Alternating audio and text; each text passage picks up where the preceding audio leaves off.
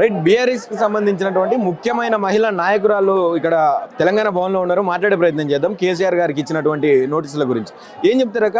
గోడ కంటించిపోయారు నోటీసులు. ఖచ్చితంగా విత్ ఇన్ ద హైదరాబాద్ అనేది వాళ్ళు ఏదైతే చెప్పారో దాని మీదే స్టే అయ్యి ఈరోజు కేసీఆర్ని ఇక్కడికి పిలిచి విచారణ చేస్తా ఉన్నారు. ఎట్లా అనిపిస్తా ఉన్నది?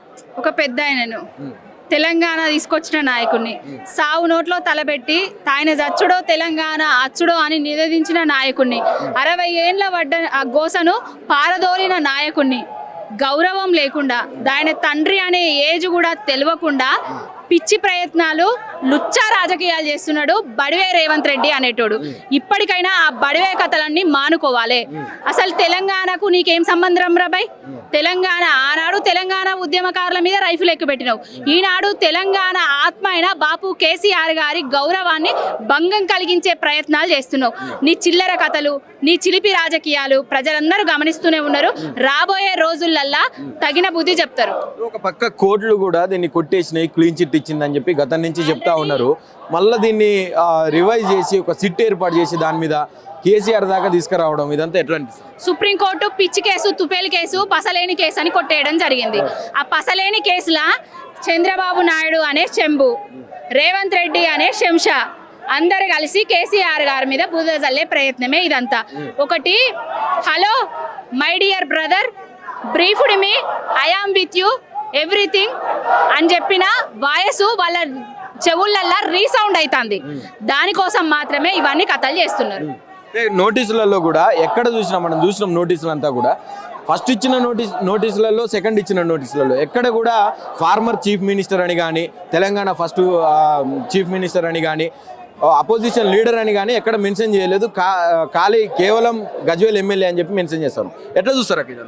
అంటే చట్టము రేవంత్ రెడ్డి చుట్టంలాగా వ్యవహరిస్తూ చుట్టాన్ని చేతిలో పెట్టుకొని చట్టాలను అగౌరవపరుస్తూ తెలంగాణ తీసుకొచ్చిన నాయకుడిని అగౌరవపరిచే ప్రయత్నాలే ఇవన్నీ చూడొచ్చు. కేసీఆర్ గారు ఎర్రవెల్లి వ్యవసాయ క్షేత్రంలో వ్యవసాయం చేస్తున్నారని తెలుసు. మొన్నటికి మొన్న వాళ్ళ మంత్రులు వివిధ కార్యక్రమాలకు ఆహ్వానించింది కూడా వ్యవసాయ క్షేత్రంలోనే. అవన్నీ తెలిసి కూడా నందినగర్ గోడ మీద రామన్న ఇంటి మీద అతికించిండ్రంటేనే ఇది ఒక బురద రాజకీయం అని తెలుసు. ఈ బురద రాజకీయాలల్లా చట్టానికి పనిచేసే ఆ సుట్టాల పని, ఈ సుట్టాలను నడిపించే ఈ సుట్టపోని పని రాబోయే రోజులల్లా తగిన బుద్ధి చెప్తాము. అడ్డికి పావు షేరు బిడ్డ వడ్డీతో సహా ఇచ్చి తీరుతాము. ఏది మర్చిపోము, బాధపడకుర్రి.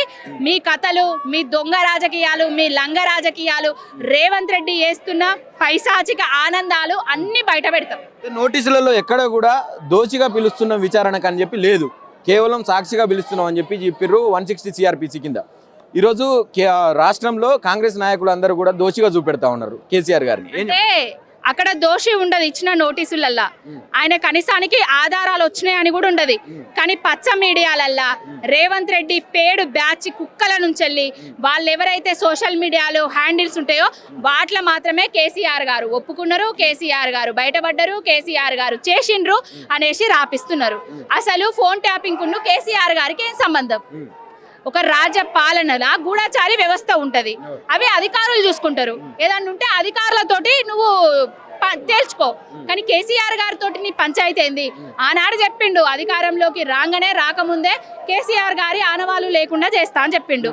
మొన్న నోటీసులు ఇవ్వడం కూడా ఆయన తొలి ముఖ్యమంత్రి అని ఇయ్యకపోవడము, మాజీ ముఖ్యమంత్రి అని ఇయ్యకపోవడం కూడా ఆయన ఆనవాళ్ళని చెరిపేసే ప్రయత్నమే.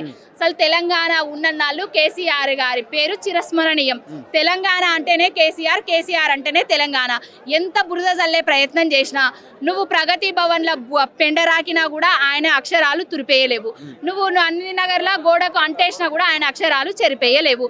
ఇప్పటికైనా బురద రాజకీయాలు బంద్ చేసి పాలన మీద, ప్రజల మీద దృష్టి పెట్టు. రాధాకృష్ణ ఏమంటా ఉన్నాడంటే కేసీఆర్కు నోటీసులు ఇస్తే, కేసీఆర్ని విచారణకు పిలిస్తే తెలంగాణ అస్తిత్వానికి ఏదో అయ్యిందని చెప్పి బురద చల్లుతున్నారు ప్రభుత్వం మీద అని చెప్పి మాట్లాడుతూ ఉన్నారు. ఇది ఎంతవరకు కరెక్ట్ అని చెప్పి అడుగుతా ఉన్నారు. ఆ రాధాకృష్ణ అనేటోడు ఆ రేషన్ షాపుల దొంగ కిరోసిన్ దొంగ బియ్యాన్ని అమ్ముకునేటోడు. వేల కోట్లకు ఎట్లా పావులు కలిపిండు, ఎట్లా కాంట్రాక్టులు దొబ్బిండు అనేది ప్రజలందరికీ తెలుసు.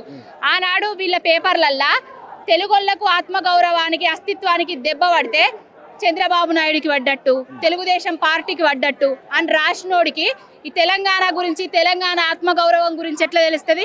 తెలంగాణ అని చెప్పుకునే ఈ నీచుడు, నికృష్టుడు కేసీఆర్ గారి మీద, తెలంగాణ మీద ఆయన అక్షరాలతోటి ఎప్పుడు కూడా బురదనే రాసిండు తప్ప తెలంగాణకు కానీ, తెలంగాణ నాయకులకు కానీ అక్కడికి వచ్చే మాటలు చెప్పలేదు. వాని నోటి నుంచి వెళ్ళి ఇవి తప్ప ఇంకొకటి రావు. అవి కోరుకోవడం కూడా వేస్టే.